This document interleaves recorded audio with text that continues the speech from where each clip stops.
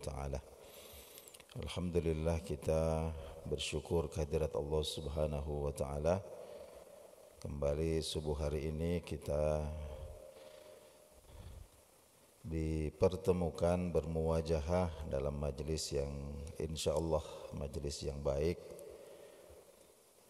Kita lanjutkan kembali kajian kita.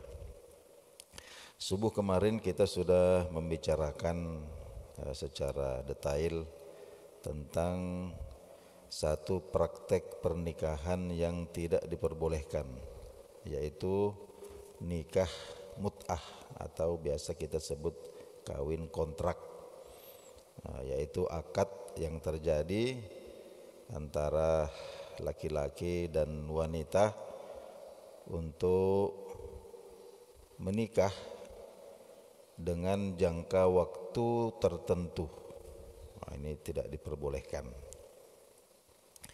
Subuh hari ini kita masuk pada satu tema, yaitu az-zawaju bi aktsara min wahidah.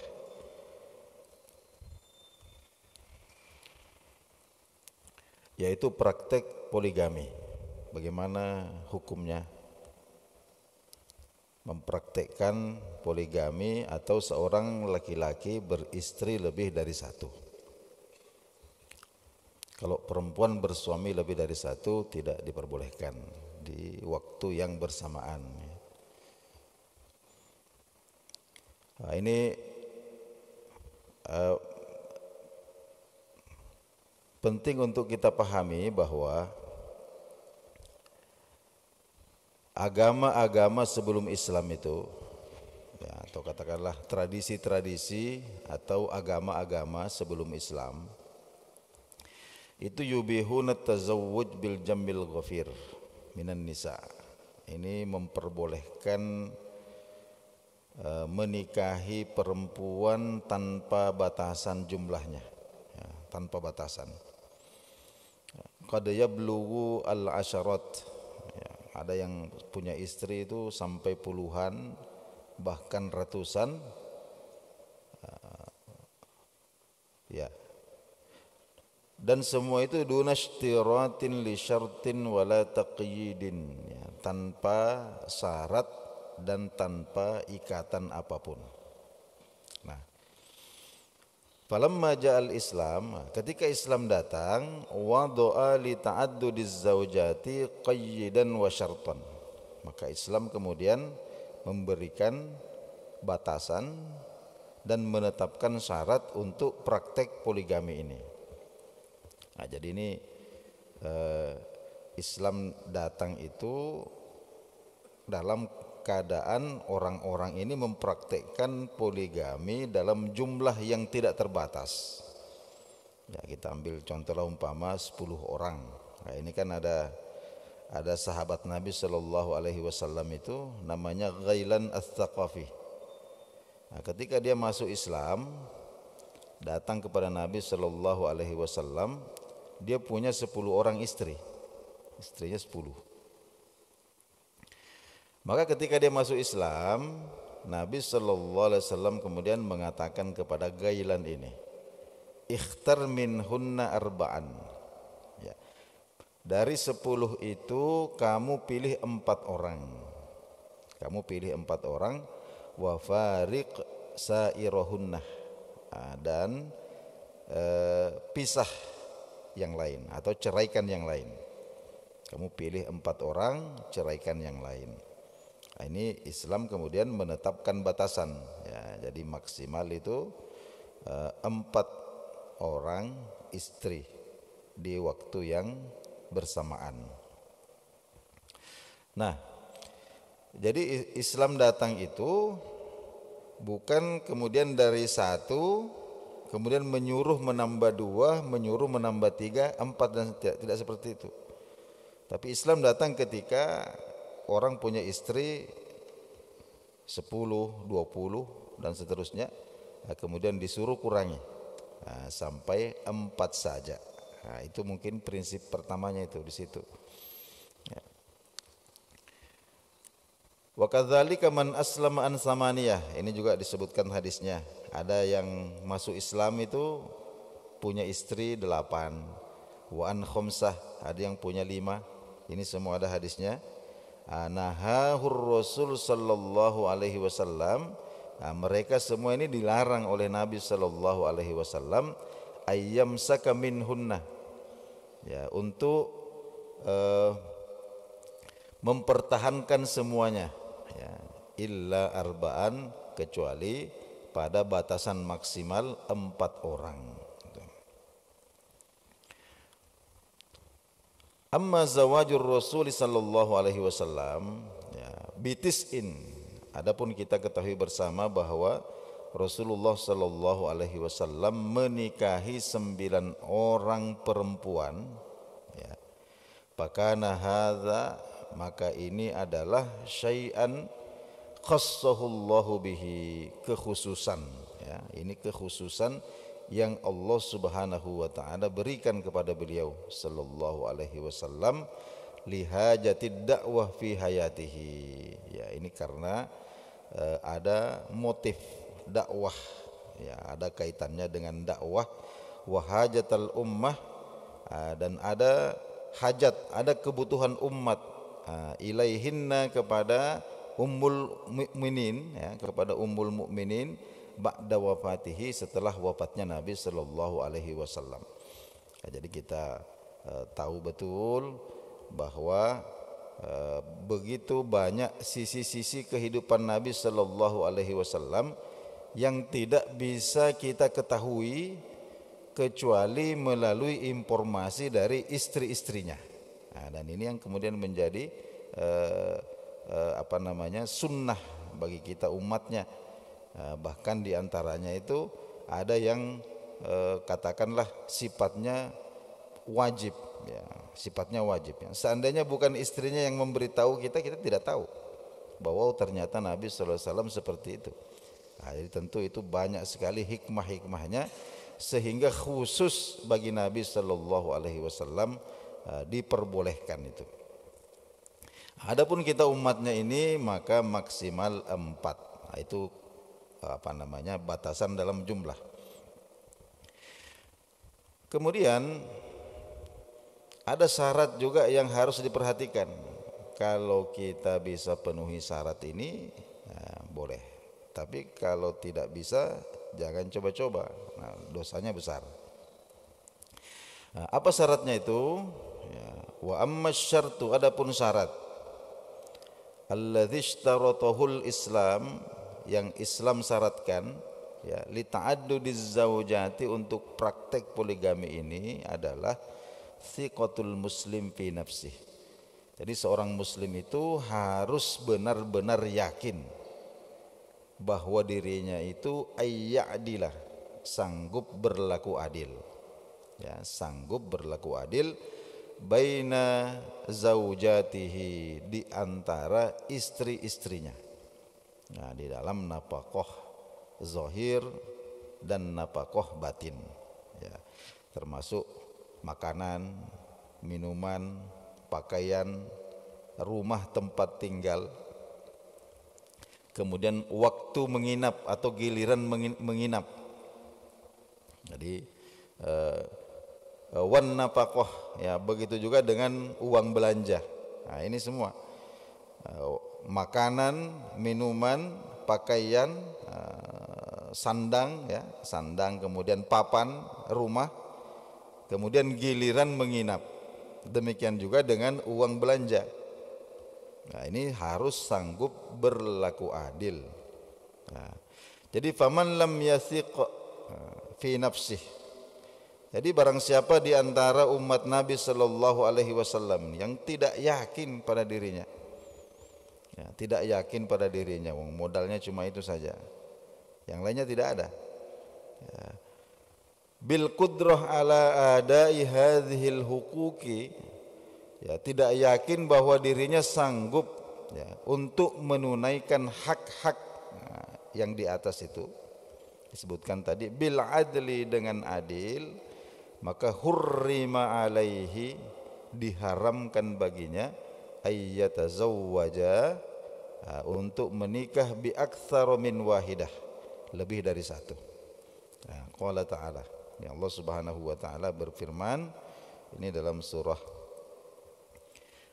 An-Nisa ayat 3. Fa in khiftum, jika kalian tidak yakin, jika kalian takut kepada diri kalian sendiri, Allah ta'adilu, tidak mampu untuk berbuat adil, fawahidatan, maka satu saja. Wa qala alaihi salatu wassalam, dalam hadis Nabi sallallahu alaihi wasallam disebutkan, man kanat lahum ra'atani, barang siapa yang punya dua orang istri, ini dua, tiga dan seterusnya, maksudnya seperti itu.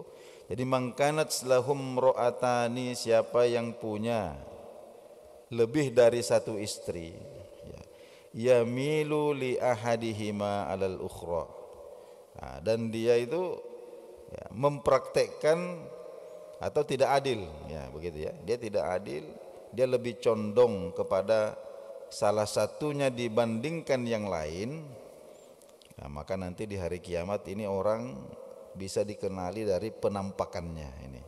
Jadi orang-orang yang tidak adil ketika berpoligami itu, nanti di hari kiamat sabda Nabi sallallahu alaihi wasallam, yajurru ahada shiqqaihi saqiton. Nanti tubuhnya itu akan terbelah menjadi dua. Tubuhnya terbelah menjadi dua. Kemudian belahan yang satu itu jatuh terseret-seret di tanah. Jadi belahan yang satu ini berjalan, sementara belahan yang lain ini kemudian jatuh terseret-seret di tanah. Itu seperti itu penampakannya nanti. Ya, orang-orang yang mempraktekkan poligami ini kemudian tidak adil. Nah, tentu saja yang dimaksud dengan adil itu adalah di dalam hal-hal yang kita sebutkan tadi. Jadi yang pertama itu nafkah zahir, ya, makanan, minuman, pakaian, rumah. Ya, rumah itu harus sama gitu. Wan nafkah, bukan uang belanja, ini harus adil. Berapa anaknya? Sama istri pertama itu anaknya 7, istri kedua anaknya 4, itu kita harus berlaku adil di situ. Ya, bagaimana yang 7 itu cukup, bagaimana yang 4 ini juga cukup. Kecuali ya, tidak disyaratkan berlaku adil di dalam perasaan cinta. Ini kan sesuatu yang tidak di luar kemampuan manusia untuk mengukur kadar cintanya. Ya, bisa jadi ada istri yang lebih dicintai dibandingkan dengan yang lain. Ini secara hati saja, kecenderungan hati. Tapi dalam ekspresi zahir itu harus sama. Itu harus sama. Jadi Allah Subhanahu wa taala berfirman, ini disebutkan dalam surah An-Nisa ayat 129. Walan tastati'u an ta'dilu bainan nisa'i. Ai fil hubbi. Penafsirannya begitu. Kalian itu tidak akan mampu untuk berlaku adil di antara istri-istrimu, maksudnya itu di dalam cinta. Dalam mencintai mereka tidak mungkin bisa sama. Karena ini masalah perasaan, ya. Walau harustum, ya, meskipun kamu sudah berusaha, ya, atau kamu sangat menginginkan, ya, tapi pasti kamu tidak sanggup, ya. Oleh karena itu fala tamilu kullal mail. Ya, jadi ketika kalian, ya, mengekspresikan cinta itu, cinta yang di dalam hati itu, ya, mungkin dalam masalah perasaan satu itu lebih kita suka dibandingkan yang lain, tapi ketika mengekspresikan itu dalam bentuk perlakuan, dalam bentuk nafkah, maka fala tamilu, jangan kamu terlalu cenderung, ya, kepada yang kamu cintai, kullal maili, sehingga kamu membiarkan yang lain itu terkatung-katung. Oleh karena itu kalau kita perhatikan Nabi Shallallahu Alaihi Wasallam itu beliau ada doa. Saking bahayanya itu orang poligami kok tidak adil. Sampai Nabi sallallahu alaihi wasallam sendiri berdoa kepada Allah Subhanahu wa taala. Ya, apa yang beliau katakan, Allahumma ya Allah, hadza qasami. Ya, hadza qasami. Inilah usahaku untuk berlaku adil, ya, fima amliku, di dalam menggilir, ya, istri-istriku sesuai dengan kemampuanku. Ya, jadi beliau sudah mengusahakan seadil mungkin. Ya, itu pun beliau masih meminta kepada Allah Subhanahu wa taala, fala tu'akhidni. Karena itu janganlah engkau menyiksa aku. Ya, janganlah engkau mengazab aku fima tamliku wala amliku, di dalam apa-apa yang engkau mampu. Ya, wala amliku, tetapi aku tidak mampu. Apa yang dimaksud dengan ketidakmampuan Nabi dalam berlaku adil itu, yaitu amrul qalbi. Ini urusan cinta kepada istri-istrinya ini tidak bisa sama kadarnya.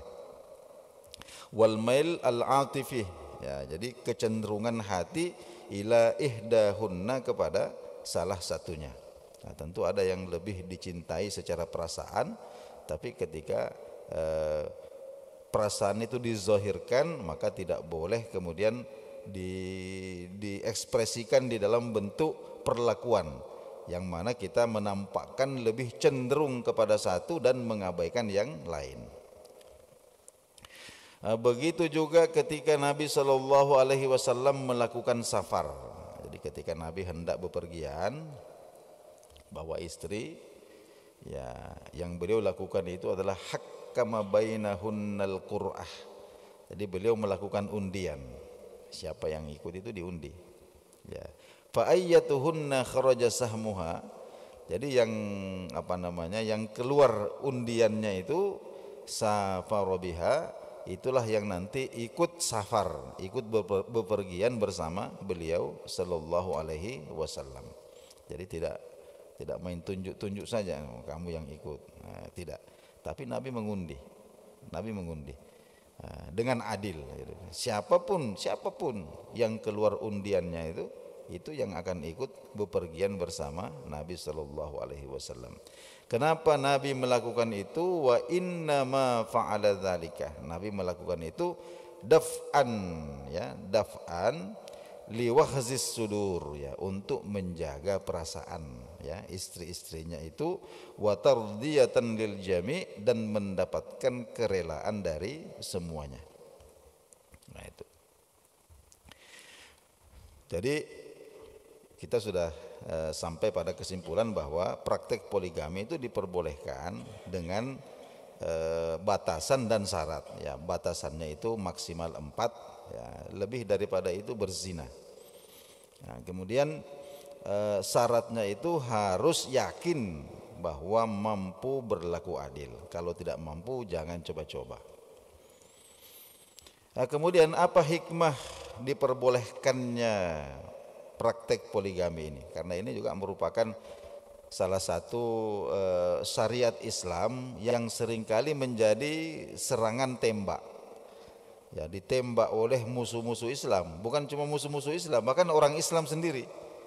Ya, kalangan-kalangan feminisme itu ini banyak yang, ya, Muslim juga, tapi menyerang praktek poligami ini yang jelas-jelas diperbolehkan oleh pencipta manusia, diperbolehkan oleh Allah Subhanahu wa taala.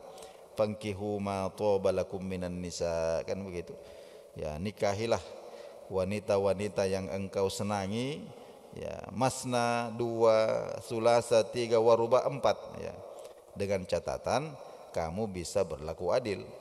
Ya, fa in khiftum alla ta'dilu, kalau kamu tidak yakin bisa adil, fawahidah, maka satu saja, diperbolehkan. Nah, apa hikmahnya? Nah, yang pertama, itu laki-laki itu tidak sama, ya, tidak sama. Jadi di sini disebutkan bahwa faminan nasi may yakunu quwwar raghbati fin nasl. Ya, jadi di antara manusia itu, di antara orang itu, ya, ada yang katakanlah punya tenaga itu ya katakanlah 400 tenaga kuda. Ada yang begitu, laki-laki yang begitu. Walakinnahu ruziqa bizaujatin la tunjabu. Akan tetapi dia katakanlah istrinya itu katakanlah tidak punya keinginan, ya katakanlah tidak punya gairah seperti itu, ya. Atau ada juga orang yang begitu ingin memiliki keturunan, sangat ingin punya keturunan, tapi kemudian diberikan istri yang mandul umpama, ya boleh jadi karena mandul atau tidak bisa punya anak, ya, mungkin karena mandul atau sakit dan lain sebagainya. Nah, maka afala yakunu akramalaha wa afdalalaha, mana kira-kira yang lebih baik baginya, jadi laki-laki ini, ayyatazawwaja 'alaiha, ya, min tahakkuki rugbatihi ma'a baqa'il ula wa dhamani huquqiha, ya. Ya, menikah, ya, menikah dengan perempuan yang lain untuk mewujudkan apa yang menjadi keinginannya. Nah, katakanlah ingin punya keturunan itu. Dan tetap mempertahankan istri yang pertama disertai dengan jaminan hak-haknya, kan begitu. Ya.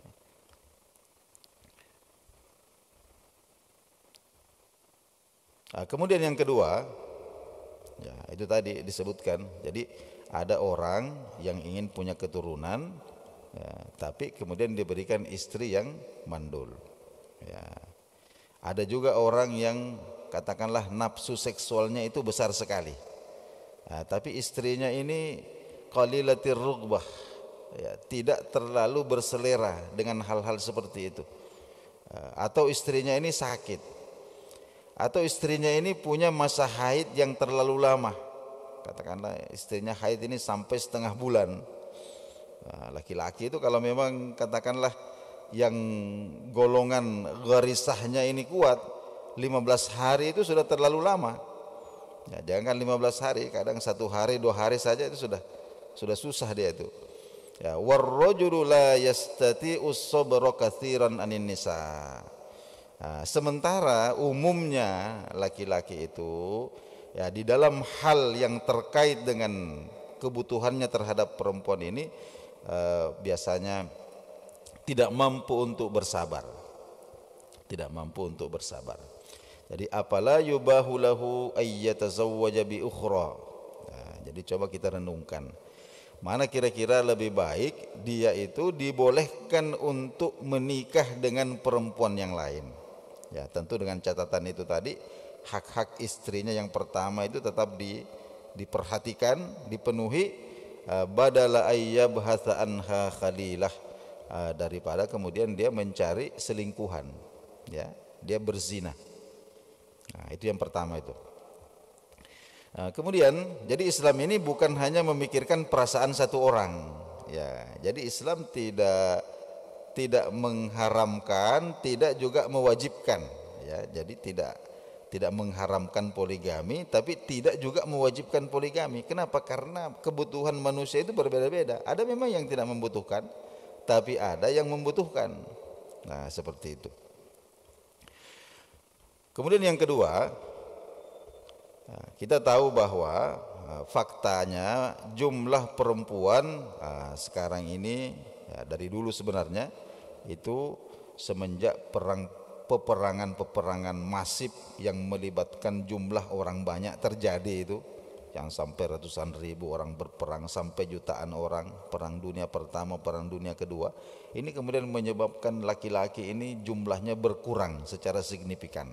Ya, sampai sekarang ini belum bisa mengimbangi jumlah perempuan, karena kebanyakan yang mati dalam peperangan itu adalah laki-laki dan rata-rata itu umurnya muda-muda semua. Nah, sehingga sekarang ini jumlah laki-laki dan perempuan seluruh dunia itu sudah berbanding 1 banding 8. Jadi ada 1 laki-laki, perbandingannya itu adalah 8 perempuan. Sehingga kemudian menjadi pertanyaan, Nah, bagaimana seumpama laki-laki itu istrinya cuma satu laki-laki itu satu istri, bagaimana dengan yang 7 itu? Bagaimana dengan yang 7 itu? Maka opsinya itu ada 3. Opsinya 3. Yang pertama adalah ya sudah, ya ayyaqdinal umra kullahu fi miraratin wa hirmanin. Ya sudah. Ya, yang 7 itu menghabiskan umurnya ya membujang. Ya sudah, dengan potensi tanpa perlindungan dan lain sebagainya, ya tidak menikah. Kemudian yang kedua, wa imma ayyurkhalahunnal anan. Ya. Di apa namanya itu, dibebaskan kendalinya. Jadi dilepaskan kendalinya li'aisha adawati lahwan. Ya. Katakanlah untuk menjadi pemuas nafsu laki-laki hidung belang. Ya, katakan karena tidak punya suami, ya akhirnya berzina, berselingkuh. Sedangkan ada hasrat biologis yang harus dipenuhi. Itu yang kedua. Itu opsi yang kedua. Jadi opsi pertama itu tidak menikah, kemudian katakanlah mengekang keinginannya untuk memenuhi hasrat biologisnya, ya untuk mempertahankan kehormatannya. Kemudian opsi yang kedua, ya tidak menikah akan tetapi melepaskan kendalinya untuk apa namanya memuaskan hasrat biologisnya, katakanlah melakukan persinahan, perselingkuhan. Nah, kemudian opsi yang ketiga, yang terakhir adalah kalau mereka mau, maka mereka menikah dengan laki-laki yang sudah beristri, yang mampu untuk memberikan nafkah dan mempergauli mereka dengan baik. Nah, ini opsi yang ketiga. Nah, kira-kira di antara ketiga opsi ini mana yang apa namanya paling adil, mana yang paling baik? Jadi wala roibah, tidak diragukan lagi anna hadhihi tariqatil akhirah, bahwa opsi yang terakhir ini hiyal hillul adil. Ini adalah cara atau pilihan yang paling halal dan paling adil. Ya. Dan solusi yang terbaik. Ya tentu tidak semua perasaan itu bisa dipenuhi rasa keadilannya, akan tetapi Allah Subhanahu wa taala berfirman, wa man ahsanu minallahi hukman liqaumin yuqinun. Ya, siapakah di antara pembuat hukum itu yang lebih bagus, yang lebih baik hukumnya dibandingkan hukum yang telah Allah Subhanahu wa taala tetapkan bagi orang-orang yang beriman. Jadi Bapak-bapak jemaah subuh rahimakumullah, gitulah kajian kita pada subuh hari ini. Insyaallah pada pertemuan yang akan datang ini akan kita lanjutkan lagi secara khusus tentang al-alaqah bainaz zaujaini al-hissiyah. Jadi secara detail tentang hubungan seksual atau bersebadan ya antara suami dan istri. Itu ada juga aturan-aturan yang mesti diindahkan. Nah, inilah dahulu kajian kita. Subhanakallahumma wa bihamdik asyhadu an la ilaha illa anta astaghfiruka wa atubu ilaik. Wallahu a'lam bissawab. Wassalamualaikum warahmatullahi wabarakatuh.